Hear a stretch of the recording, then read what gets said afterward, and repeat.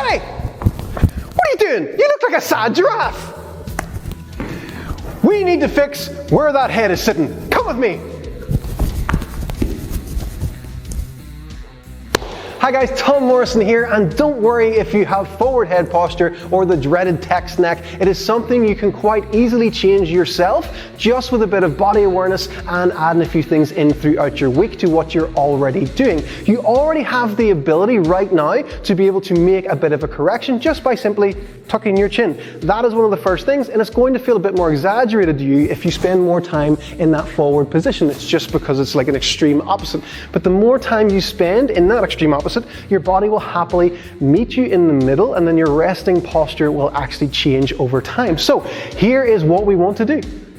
The very first place we want to focus is on the upper back. So if your upper back is all clumped up, you're already fighting a losing battle. The thing that your head is resting on is quite literally going to be starting to hold you back. So all we're going to do is get something. So you can use your bed for this, you can use your sofa for this, use a chair, we're going to use a box for this. We're going to open up the upper back. So Jenni's going to put her hands behind her head just to support her head first of all, okay? So this isn't so much as an important point here. We're going to play around with it for a bit in a second, but focus on the upper back first. So what she's going to do is lift her hips up, and then she's going to almost try and do like a reverse crunch. She's trying to do a sit-up, but with her middle back backwards over the box, and then she lowers the hips down slowly, keeping that position. So that really starts to open up the chest, open up the upper back, and starts to bring everything back, so it's going to give your head more of a better position to be resting on. From there, she can actually start to lift the head off her hands and bring her hands down to rest. So now you're working on that tucked chin position, and in that position she can turn her head left and right, and you can go up and down and side to side. Side to side, water out of the ears, side to side, that one, it's slightly different. So you're starting to use gravity here to work on your actual neck strength. So it's a very important thing. Don't just think about stretching your neck all the time. You want to think about strengthening your neck. So you're quite literally just using the weight of your own head here to start working on the strength. So hang out in this position for at least 10 reps, up and down with the hips, nice and slowly. Really take deep, deep, deep relaxing breaths. So whenever you're down, you've got a bit of a stretch, take a deep breath in and just breathe out. Really relax whenever you're there, and you're going to really feel things opening up. So that's the very first place you want to start with your neck, is actually your upper back. So open up the upper back, then we can start to go into more strengthened positions and actually start to train ourselves and give ourselves more awareness. Once we have the upper back opened up, we want to start to move into our awareness and starting to switch off overactive muscles and starting to switch on the ones that should actually be working. So what Jenni's going to do is roll her shoulders up, back and down first of all, get a nice good position, tuck the chin straight off the bat right there. Then she's going to reach her hands behind herself and press them into a wall that's behind her. If you don't have, if you're limited with your shoulder extension, you may find you have to be a bit close to the wall. It's absolutely fine. You can play around with these drills, have a bit of a wiggle with them as well. You're not going to do anything wrong, okay? You're just moving the way you can move.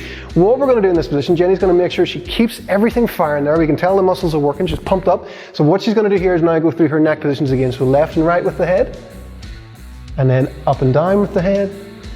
Trying to keep that little bit of a chin tuck. And then side to side, get the water out of the ears. And you get a really, really nice stretch, and you keep that depressed position. So you're trying to chill the traps out and get a nice stretch as you do this, okay? So make sure you don't start creeping the shoulders up into the ears.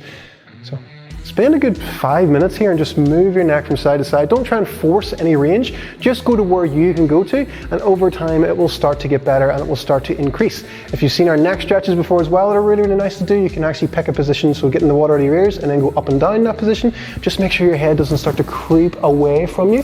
So just keep that chin tucked first and then go left and right, up and down, side to side. So this is literally what you want to be doing. You want to be spending time in this position.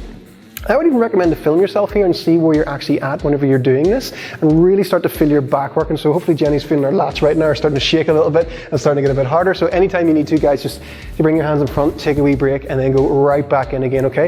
Go based on how you feel the day after. If you wake up the next day and you feel like your neck's really stiff, then you've probably just done a wee bit too much. But if you wake up and your neck feels great, then hit them again, start to work on them. I love doing things like this first thing in the morning, because then you're more likely to move better during the day. Now what Jenni's going to do now, she's got her chin tucked, she's going to step herself away from the wall ever so slowly, and she's going to try and maintain that position and go through those neck stretches again without actually pressing into the wall. And this is something you can do at any time of the day. So if you just sort of catch yourself whenever you're checking your phone or whatever, give yourself just a couple of neck stretches. So just left, right, up, down, water out of the ears, and that will be you set up for a much better day. Now, the last thing we want to work on is controlled isometrics. Ooh.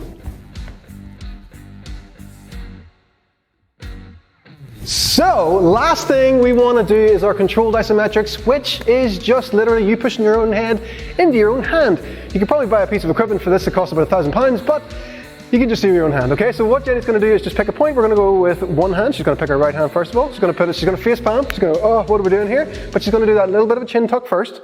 Then she's going to just push her head into her own hand and give herself a little bit of resistance. Just about 15.5% pressure here, okay? Don't go mad. You can just start to work on this and you'll be able to push a bit more over time when you feel a bit more confident with it. So then she can go to the right side of her head. Same idea. She's literally trying to push her head that way into her own hand. So this is like a side plank for your neck. It's quite nice. Then she can go to the back of the head. Same idea. Keep that chin tuck. Just pushes into her own hand. Then she can swap hands, do the other side. Push in, and you're just looking to feel the muscles in the neck having to work that little bit. So you're trying to train them to be strong in a good position. And when your body feels a bit of strength in a good position, it goes, oh, I like that. And it's more likely to stay in that position. Don't worry if you accidentally do like 2 reps on one side and only 1 on the other side. You're not going to end up with a really muscly neck on one side.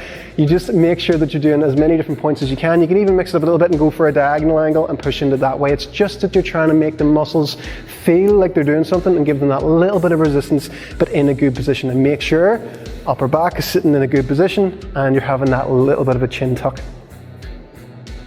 Outside of those specific drills, you can just start to bring a bit of awareness throughout your day. So whenever you're going for a walk, just make sure that you're thinking about opening the upper back just like in the drill and tucking the chin a little bit. You're going to feel like you're walking around like this, like I'm going to eat you, but you're just going to look absolutely normal. No one's going to think that you're being a bit strange. Other things you can think about really is just your overall confidence. So before you go out for your walk, just look into the mirror and admire yourself.